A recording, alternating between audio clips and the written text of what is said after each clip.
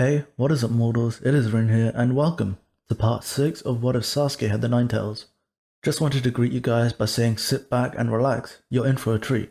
After the battle with the Unknown Ninja and the Land of Grass Ninja, Sasuke, Naruto, and Sakura rest for a short while before heading out to find the other scroll they needed to make it to the next stage of the Chunin exams. Stay vigilant everyone, and Naruto, if you get into another fight, just make sure not to get in my way. Naruto wore a scowl, feeling mostly insulted since Sasuke had disappeared during their battle, and he had developed this irritating habit of looking down on him and Sakura. His attitude wasn't exactly unbelievable considering he had acted like this since day one, but it seemed like he was becoming more and more angry about the two ninja he had teamed up with. Plus, Naruto suspected that he, himself, only got into the team due to his father's status as the fourth Hokage. Naruto didn't blame his father, but he couldn't help feeling inadequate when compared to his teammates. What with Sasuke having an overwhelming power with deep inside him, and even Sakura being better at chakra control and gathering information, Naruto was the weak link and he knew this. But before he could continue down this road of self-pity, a large snake seemingly popped out of nowhere, and each of Team 7's members took damage. Sakura took the brunt of it while Sasuke took the least, and Naruto couldn't believe what he was seeing. It seemed that Sasuke had already begun healing from the injury with a strange orange aura. Well, I was hoping that your little playmates would be less durable, young Sasuke. But I guess I should have known better. I mean, one of them is the son of the fourth Hokage, but the girl… I think I'll take my time with her. After I kill Minato's little brat. A slender man with the looks of a snake appeared on the top of a gargantuan snake's head. Who are you? Identify yourself. Sasuke prepares himself for battle as his wounds have fully healed. Brandishing a kunai, his body began to glow with an orange aura, almost as if he had tapped into some deep reservoir of chakra. Oh, how interesting, you have already found a way to utilize the gift that Minato gave you. Oh, how very impressive. I must have you for myself. Orochimaru hisses with delight as he longs for Sasuke, prepared to give him the cursed mark. Then out of nowhere a kunai hits Orochimaru in the chest, causing him to descend to the forest floor, but is ultimately saved by his snake. Sasuke looked shocked, trying to decipher where the kunai came from, and landing on a panting Naruto as he stands as if he had thrown the weapon with all of his might. Sasuke! Get Sakura out of here! I'll hold the snake off! Sasuke stared at him, shocked that even he was conscious, let alone moving as he picked up Sakura and brought her to Sasuke's feet. Are you deaf, Sasuke? Get moving before I kill you! Sasuke was surprised at this sudden assertiveness on Naruto's part. Sure, he had confidence, though considering his classmates' opinions of him, he couldn't believe that it came from any sense of camaraderie.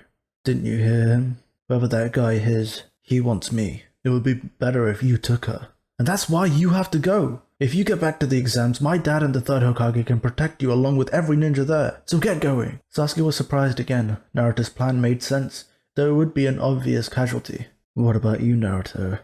You're in no condition to fight.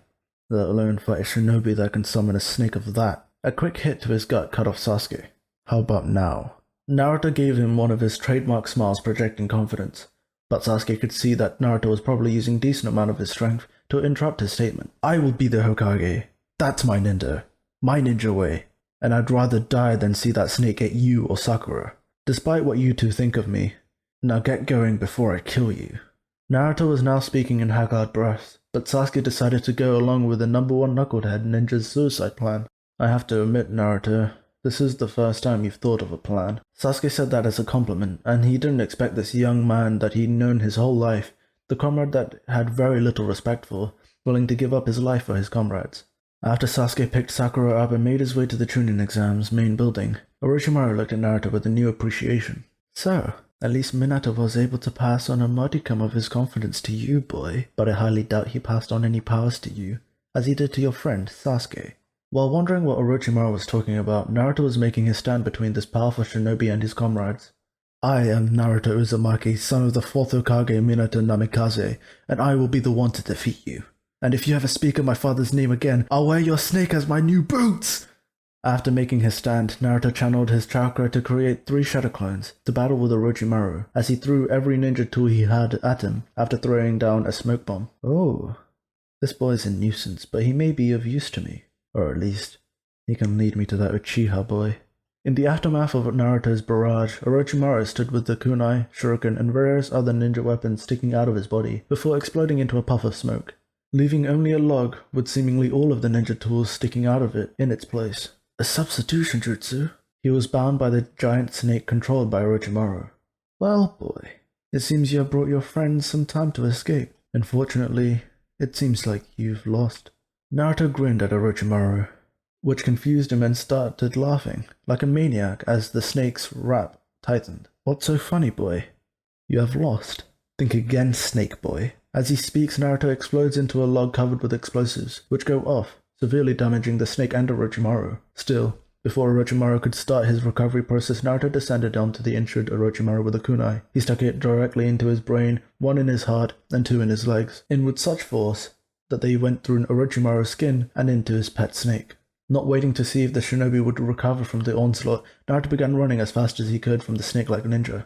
An hour later, Naruto passed just a mile from the Chunin exam's main building. As he rested, he dreamed of what would have happened if the snake shinobi had captured Sasuke. Still, as he dreamed, Choji had been running to the main building after taking his 8th snack break for the day, seeing Naruto on the forest floor, and decided to recover for him. Even though Naruto tended to be more of a pain in the neck than useful, still, it looked like he had been fighting 3 different shinobi teams at once. After picking Naruto up and going to the Chunin exam's main building, everyone was shocked to see Naruto in a state he was in, while Sasuke and Sakura looked like they had recovered fully. What happened to Naruto?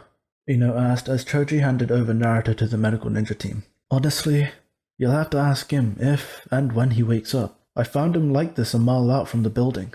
Sasuke watched as the medical team carried away his comrade, who looked like he was on the brink of death. A pit developed in his stomach and he realized that he had been saved by Naruto. He may have cost Naruto his life all because of that gift that Minato gave you. That is what the snake shinobi had said.